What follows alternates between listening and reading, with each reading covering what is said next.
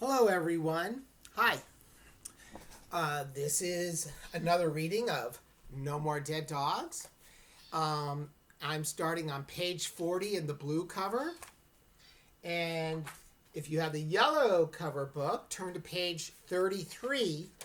And I'm starting down where it says, "He's right." All right, in the lower part of the page. Okay. We already read the first page or so of the book in our Zoom class, but I'm going to repeat reading that page, okay? And then when you're done reading 4 pages, in this case, from 40 to 43, I want you to open up the text connections or making connections graphic organizer and I want you to think, what does this remind me of? What experiences have I had like this? Sorry, my birds are very noisy this morning. Good morning, birds.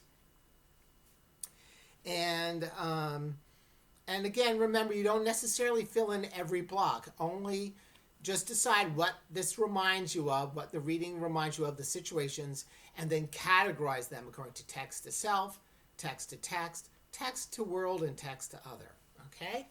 And I'll include the graphic organizer that explains each part. So here's the page that I read in class today, or rather one of the students did. And they're just now talking about the vandalization of the set for the play Old Shep My Pal, and they all assume Wallace had something to do with it. "He's right," pointed out Kelly Ramone, who was in charge of set design. "It won't be hard to paint over." "We shouldn't have to paint over it," I put in darkly. "It's not supposed to be there." You know, I honestly would have forgiven him if he'd just come out and admitted that he did it because he was angry about his detention. By the way, this chapter is being told from the point of view of Rachel, who's president of the drama club. Everybody understands what it's like to feel frustrated. But how can you sympathize with a guy who just stands there right after he's practically been proven guilty and won't own up? He obviously didn't take responsibility for the things he did. Look how he had misled poor Parker Schmidt. There wasn't one word about detention in that newspaper article. Wallace had managed to convince Parker that he was such a football star that he didn't have to earn grades like everybody else. That's the whole problem with athletes. They get treated like gods, and it goes to their heads. Wallace pulled a few sheets of paper from his backpack and handed them to the director. "I did this review over the weekend. I was hoping maybe you could read it right away. I could catch the second half of football practice." Now, part of this reading assignment are some questions to check your understanding, so make sure you answer those questions as well. Here's the next page. In this case, this would be the middle of page 34. It starts with Mr. Fogelman. Mr. Fogelman started to read. I could tell right off the bat that it wasn't a howling success when I caught sight of the title. 11 Reasons Why Old Shep My Pal is a Terrible Book. Sure enough, there it was on Mr. Fogelman's face. His Wallace expression. Red neck, worried lines, wide eyes magnified behind his glasses, and a thick, bulging vein in his forehead. Oh, I think I have one of those. "What is this?" he barked. Wallace kept his cool. "Since you wouldn't accept my honest opinion of the book, I figured you'd wanted me to give you the reasons I feel that way." As a teacher, I think that's pretty good. Anyway, well, they aren't valid reasons, growled Mr. Fogelman. "Look at number 1. The characters are unrealistic." "That's not true. The characters... Why, I feel like I've known the Lamont kids all my life. They're as real to me as you are." "I hope not," Wallace replied earnestly. "I know for a fact that I've never said anything as stupid as, 'Great heavens, this dog has suffered an injury.'" "That's not in the book," snapped the director. Vito's hand shut up. "Actually, Mr. Fogelman, yes it is. It's my first line after we discovered Old Shep in the road." I checked my script, and so did Mr. Fogelman. Sure enough, There it was. Okay, go ahead and stop the video, answer some questions, maybe replay this part, and then let's read page 42. Here we go. Okay, it may be a little old-fashioned, Mr. Fogelman admitted. The book was published in 1951. Besides, what's he supposed to say? We had to let the audience know he found the dog. Wallace shrugged.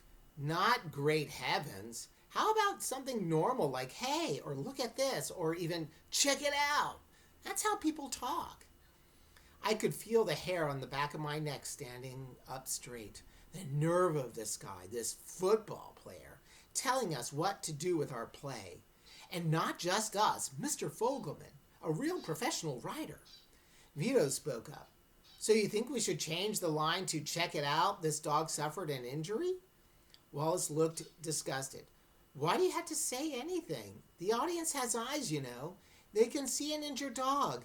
So if the guy says check it out and he's looking at the dog, it's obvious what he's talking about.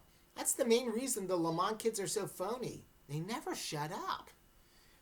Why should we listen to you? Sneered Nathaniel. What do you know about plays? Nothing, Wallace replied. He said it proudly, as if being interested in theater was something to be ashamed of. Maybe that was an athlete thing to do. I'll bet Wallace was going to be a celebrity for painting old dead mutt on the scenery. That's just the kind of stunt his football buddies would look up to. Rachel seems to make a lot of assumptions about athletes, particularly football athletes. What kind of assumptions is she making? What does she assume all athletes are like? That's a tough question to answer, but feel free to try. Okay, last page. This is page 43 in the yellow book. And when I finish the bomb here, I'll tell you where you can stop in the yellow book. Mr. Fogelman handed Wallace back his latest paper. This is unacceptable.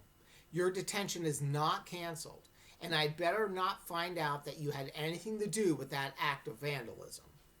Now, the rest of us have a rehearsal to run. Mr. Fogelman, piped up Vito, can I do my first line the way Wallace said? I like it better that way. I'm positive our director was dying to say no, but his face twisted into a strangled smile and he replied, Certainly. I'm the kind of director who believes that a play belongs to its actors. None of you should ever be shy if you have suggestions. Trudy's hand shot up. I've got a bunch of lines I hate too. Can I get Wallace to fix them? This time, Mr. Fogelman's smile didn't really come off that well. But Trudy was already waving her script under Wallace's nose. See here where I had to say, Sweet little doggy, we shall nurse you back to health. Pretty lame, huh? It stinks, Wallace agreed. So, Trudy prompted, what should I say instead? Wallace looked to Mr. Fogelman for permission. Okay, so if you're in the yellow cover book, you probably should keep on reading to page, let's see now, page 36 to the very bottom. Well, not the very bottom, right to where it says Wallace looked to Mr. Fogelman for permission. Okay? That's where you can stop. It's just before the letter that Rachel writes to her hero actress, Julia Roberts. Okay? Okay. So,